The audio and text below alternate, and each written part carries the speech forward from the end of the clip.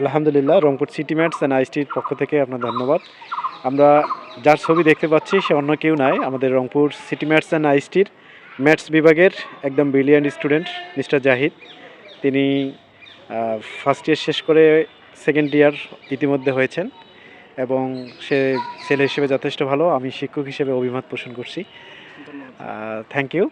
এবার আমরা চলে আসছি আমাদের 24-25 সেশনের শিক্ষার্থীদের সঙ্গে। এরা হচ্ছে আফসানা এবং মিথু, যথেষ্ট ভদ্র এবং তারা মেধাবী।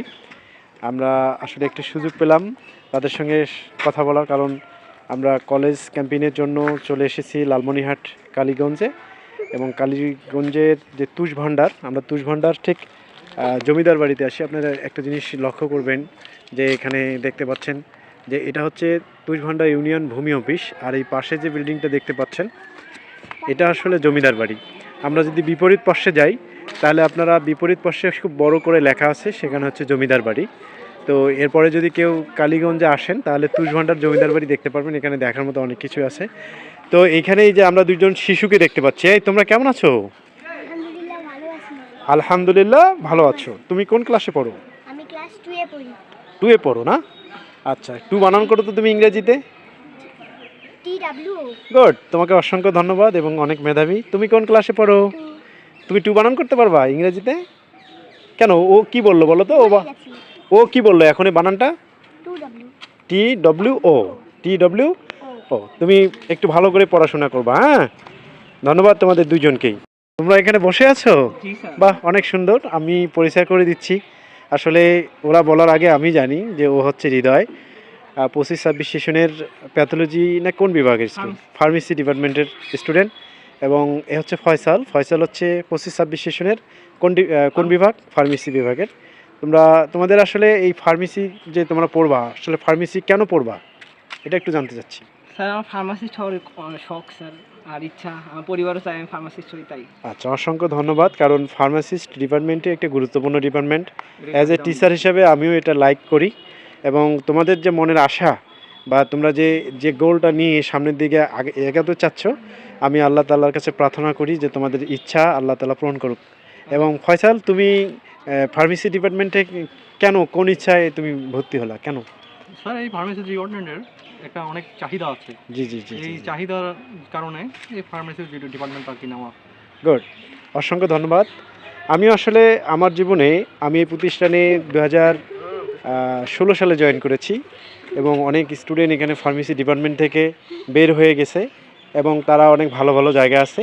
সেই সূত্র ধরে সেই অনুযায়ী আমি তোমাদের ভবিষ্যৎ কামনা করছি, ভালো কামনা করছি। এবং তোমরা আজকে এই 25-26 সেশন, অর্থাৎ তোমার ফার্স্ট ইয়ার, এই first year, second year, third year, final year তোমরা খুব সুন্দরভাবে শেষ করো।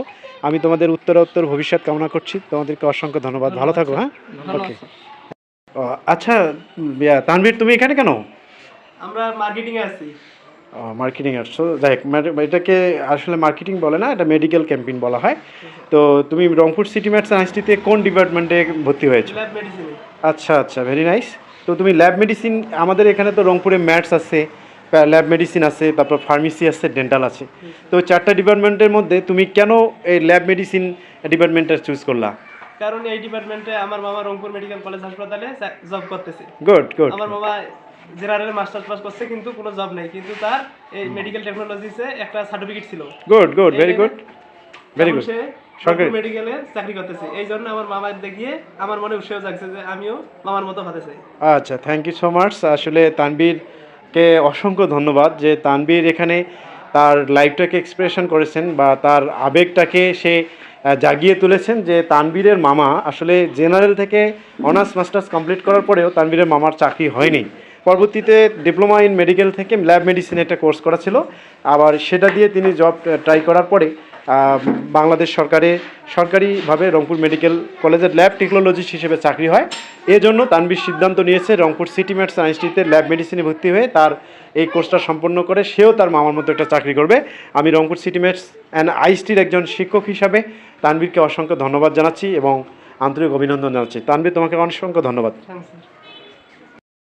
ধন্যবাদ। আমাদের এখানে আরও কিছু শিক্ষার্থী বসে আছে, তারা আসলে মেডিকেল ক্যাম্পেইন শেষে দুপুরের যখন খাবার খায়, দুপুরের খাওয়ার পরে দেখা যাচ্ছে যে আমরা তো আজকে কালীগঞ্জ এবং লালমনিরহাট ডিস্ট্রিক্টের অল উপজেলাগুলো আমরা মেডিকেল ক্যাম্পিংটাকে কভার করতেছি।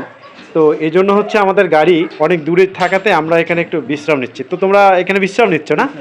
আচ্ছা আচ্ছা, ভেরি নাইস। ও এখানে দেখতেছি নাজমুল খুব সুন্দর ফুল হাতে নিয়ে ও ফুলের সঙ্গে মনে হয় কথা বলতেছে, খুব ভালো, আমার দেখে খুব ভালো লাগতেছে যে আসলে নাজমুল তুমি কি ফুলের সঙ্গে কথা বলতেছো না ফুলকে ভালোবাসতেছো? আচ্ছা, অসংখ্য ধন্যবাদ। নাজমুলের এই ন্যাচারিক্যাল মুডটা দেখে এত ভালো লাগতেছে যেটা বলার মতো নয়। তো আমরা এই মুহূর্তে চলে যাব আমাদের ম্যাথস ডিপার্টমেন্টের বিলিয়ার স্টুডেন্ট মিস্টার জাহিদ। আচ্ছা মিস্টার জাহিদ, আপনাকে আমার প্রশ্ন হলো যে আপনি আপনার বাসা কোথায়? স্যার আমার বাসা হচ্ছে গাইবান্ধা সদর। গাইবান্ধা সদর থেকে আপনি রংপুর সিটি ম্যাথস আইএসটিতে ভর্তি হতে এসেছেন? জি স্যার। ও অসংখ্য ধন্যবাদ। তো আসলে আপনার এই আপনি যে ম্যাথস ডিপার্টমেন্টে ভর্তি হয়েছেন, আমরা জানি যে ম্যাথস হলো মেডিকেল অ্যাসিস্ট্যান্ট ট্রেনিং কোর্স, যেটাকে সাধারণত পাশ করার পরে আপনার বাংলাদেশের যে কোনো উপজেলা স্বাস্থ্য কমপ্লেক্সে স্যাকমো হিসেবে চাকরি করবেন। স্যাকমো হচ্ছে sub assistant community medical officer, যার বাংলা হচ্ছে উপসহকারী কমিউনিটি মেডিকেল অফিসার। তো আপনার এই ভবিষ্যৎ চিন্তা ভাবনা কি? আপনি এটা দিয়ে কতটুকু অগ্রসর হবেন? স্যার প্রথম কথা হচ্ছে জেনারেল লাইনটা হচ্ছে খুবই চ্যালেঞ্জিং। জি, জি। বাংলাদেশ একটা ছোট দেশ, জনসংখ্যা বেশি, চাকরির খাত কম। জি জি জি এদিক থেকে জেনারেল খুবই চ্যালেঞ্জিং। জি। আমাদের এই লাইনটা হচ্ছে হাতে কলমে শেখা। জি জি জি হ্যাঁ। তো আমার চিন্তা ভাবনা হচ্ছে আমি হচ্ছে ম্যাথস পাস করার পরে আমি সহকারী চিকিৎসক হিসেবে নিজেকে নিয়োজিত রাখবো।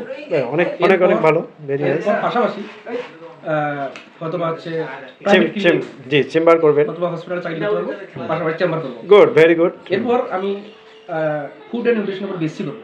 Good, very nice. হ্যাঁ, পুষ্টিবিদ হিসেবে নিজের কেরিয়ার করবো। Good, very nice. এটাই হচ্ছে আমার। তো আমার প্রশ্ন হচ্ছে যে এই যে আপনি যে উপসহকারী কমিউনিটি মেডিকেল অফিসার হবেন, তো আপনি নিঃসন্দেহে আপনার চেম্বারটা আপনি গ্রাম অঞ্চলে করবেন বা আপনার উপজেলায় করবেন। তো উপজেলায় আপনি একজন স্বাস্থ্যকর্মী হিসেবে বা মেডিকেল অফিসার হিসেবে আপনার এলাকার যে গরিব অসহায় ব্যক্তি আছে তাদের জন্য আপনি কী সেবা দেবেন? জি স্যার, এটাই হচ্ছে মূল টার্গেট। ও আচ্ছা, অসংখ্য ধন্যবাদ। গ্রাম এলাকার যে অসহায় মানুষরা আছে, যারা হচ্ছে টাকা জন্য চিকিৎসা করতে আসতে পারে না রংপুর শহরে, জি জি জি জি, আমি সেখানে সেই মানুষদের জন্য নিজেকে নিয়োজিত রাখতে চাই। আচ্ছা আচ্ছা, আপনাকে অসংখ্য ধন্যবাদ। আপনার কথা শুনে অনেক ভালো লাগলো। আমি অ্যাজ এ শিক্ষক হিসেবে মনে করি যে আমরা ভালো একজন ছাত্র এবং ভালো একজন মানুষ পেয়েছি। আমরা আল্লাহ তাআলার কাছে প্রার্থনা করব যে আপনার মনের আশার জন্য আল্লাহ তাআলা পূরণ করেন এবং আপনি আপনার এলাকায় গরিব দুঃখী মানুষদের পাশে দাঁড়াতে পারেন।